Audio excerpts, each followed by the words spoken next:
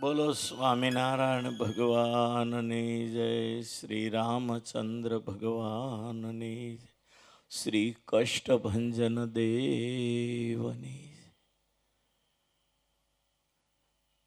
ઈષ્ટદેવ ભગવાન સ્વામિનારાયણના અનુકંપાથી વલસાડને આંગણે હનુમાનજી મહારાજના જીવન પ્રસંગોની અદ્ભુત કથા થઈ રહી, જેના વક્તા અમારા વહાલા શિષ્ય હરિપ્રકાશ સ્વામી આપ સૌને હનુમાનજીના પ્રૌઢ પ્રતાપની કથા સંભળાવી રહ્યા છે. સંપ્રદાયના પોષણ કરતા આધારશિલારૂપ બ્રહ્મનિષ્ઠ સમસ્ત સંતો, યજમાનો અને સમસ્ત શ્રોતાગણોને મારા ભાવથી જય શ્રી રામ, જય સ્વામિનારાયણ. પહેલા ભક્તો, હનુમાનજી મહારાજનું જીવન તમે બધા જાણો છો કે હિન્દુ ધર્મના મુખ્ય દેવ જ આજે હનુમાનજી છે. ભારતીય લડાઈમાં કૃષ્ણના અર્જુનના રથની ઉપર પણ હનુમાનજીએ સેવા બજાવી છે. ભગવાન રામને માટે જ્યારે જ્યારે રામજી ભાંગી પડ્યા ત્યારે હનુમાનજી હાથ પકડી પ્રભુની એવી સેવાઓ કરી કે જે ઇતિહાસને પાને અમર છે. સ્વામિનારાયણ ભગવાન પણ આ પૃથ્વી ઉપર આવ્યા, 7 વર્ષ ઘોર વનમાં તપશ્ચર્યા કરી,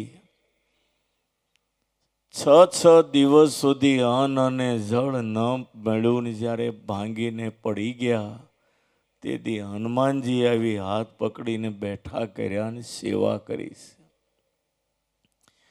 હનુમાનજી મહારાજ જો રામાયણમાંથી એક પાત્ર નીકળી જાય ને તો પાછળ કુસા વધ્યો, એવું હનુમાનજી મહારાજનું જીવન રામાયણમાં આગળ પડતું છે. તમારા જીવનમાં ગમે એવા દુઃખ હોય પણ હનુમાનજી મહારાજને તમે બાધા રાખો એટલે ગમે એવા દુઃખમાંથી તમે રમતા રમતા આર પાર નીકળી જાઓ. કળયુગનો સમય છે અને યુગ આજે ભડકે બળે કુસુમના વાવાઝોડા ફૂંકાઈ રહ્યા છે. આવા સમયની અંદર યુવાનોને આ રામકથા, હનુમાનજીના મહિમાની કથા એ ખરેખર જીવન સુધારે એવી કથા છે. આપણને ભગવાને માણસ બનાવ્યા તો માણસ બનીને કોઈના જીવનમાં ટેકારૂપ થાવ. જિંદગીનો કોઈ ભરોસો નથી.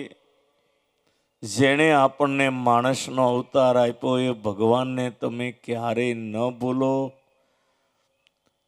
રામને માટે હનુમાનજીએ એવી ભક્તિ કરી છે કે આપ સૌ જાણો છો. ભગવાન રામે હનુમાનજીને પૂછ્યું કે મારુતિ, તમારા જીવનમાં કઈ દુઃખ જેવું ખરું? ત્યારે હનુમાનજીએ હાથ જોડીને કહ્યું, પ્રભુ, મારા જીવનમાં સુખ સુખ અને સુખ, પણ જેટલી વાર તમારું સ્મરણ ભૂલાય એવું મારા જીવનમાં મોટું બીજું કોઈ દુઃખ નથી. અખંડ રામની સેવા અને અખંડ રામનું સ્મરણ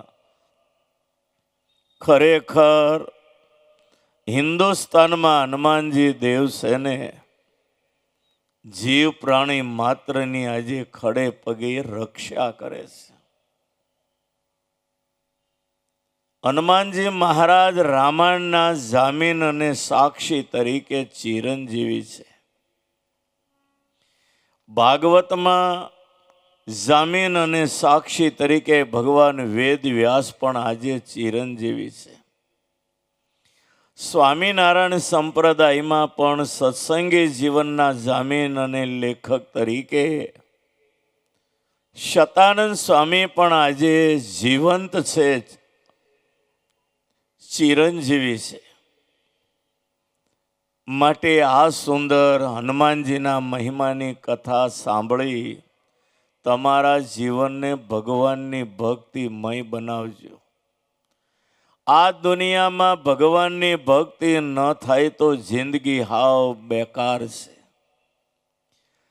જેણે આપણને માણસનો અવતાર આપ્યો અને પળે પળે ને ક્ષણે ક્ષણે આપણી રક્ષા કરે, એનું ભજન ન થાય તો આ જિંદગી હાવ નકામી છે.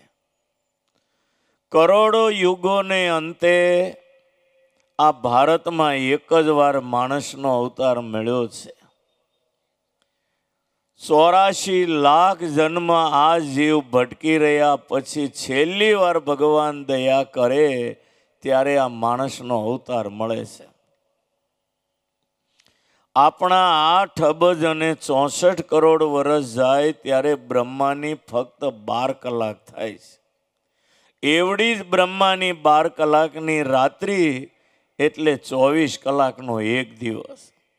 એવા 30 દિવસનો એક મહિનો, એવા 12 મહિનાનું બ્રહ્માનું એક વર્ષ, એવી 100 વર્ષની બ્રહ્માની દ્વિપરાર્ધ કાળ આવરદા પૂરી થાય ત્યારે જીવને એકવાર માણસનો અવતાર મળે છે.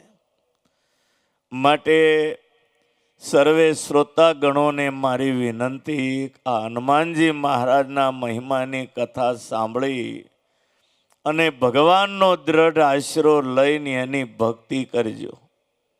ભક્તિમાં જેવી શક્તિ છે એવી બીજે ક્યાંય નથી. રામાયણમાં વાંદરાઓ જસ કમાઈ ગયા હોય તો એ પ્રભુ રામની ભક્તિથી.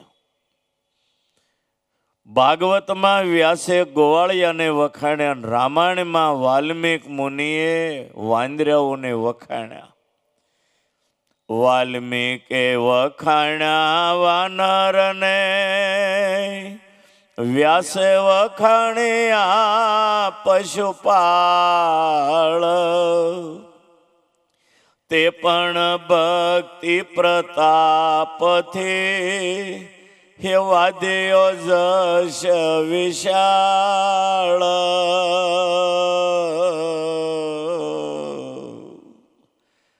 પ્રહલાદજી આ દુનિયામાં જો નામ કમાયા હોય ને તો એ ભગવાનની ભક્તિથી. માટે 100 વાતની એક વાત કે આ ભગવાને જો માણસનો અવતાર આપ્યો હોય ને તો ભગવાનનું ભજન કરજો. ભગવાનનું ભજન એ જ જીવનની સાચી કમાણી છે. કરોડો યુગોને કલ્પને અંતે મળેલો આ માણસનો અવતાર. હરિપ્રકાશ સ્વામીની કથા સાંભળી મારી ભલામણ છે, થોડાક તમે ભગવાનની ભક્તિના માર્ગે વળજો. કરોડો રૂપિયા, પરિવાર, બંગલા, વૈભવ 1 મિનિટમાં મૂકીને આપણે ચાલ્યા જવાનું છે. ઈશ્વર એક શ્વાસ વધારે નહીં લેવા દે કે એક ઓછો નહીં થવા દે. માટે જ્યાં સુધી જીવન આપણા હાથમાં છે ત્યાં સુધીમાં ભલા થઈ ભગવાનનું ભજન કરજો. ભક્તિમાં એવી શક્તિ છે આ જગતમાં ભુક્તિ અને મુક્તિ તમને બેય મળશે. માટે સૌને મારી ભલામણ છે, વલસાડ ગામના તમામ જનો ભગવાનનો દ્રઢ આશરો રાખીને ભગવાનની ભક્તિ કરો. હનુમાનજીનો દાખલો મોજૂદ છે. એણે અખંડ રામની ભક્તિ કરી તો હિન્દુસ્તાનમાં આજે દેવ તરીકે પૂજાય છે.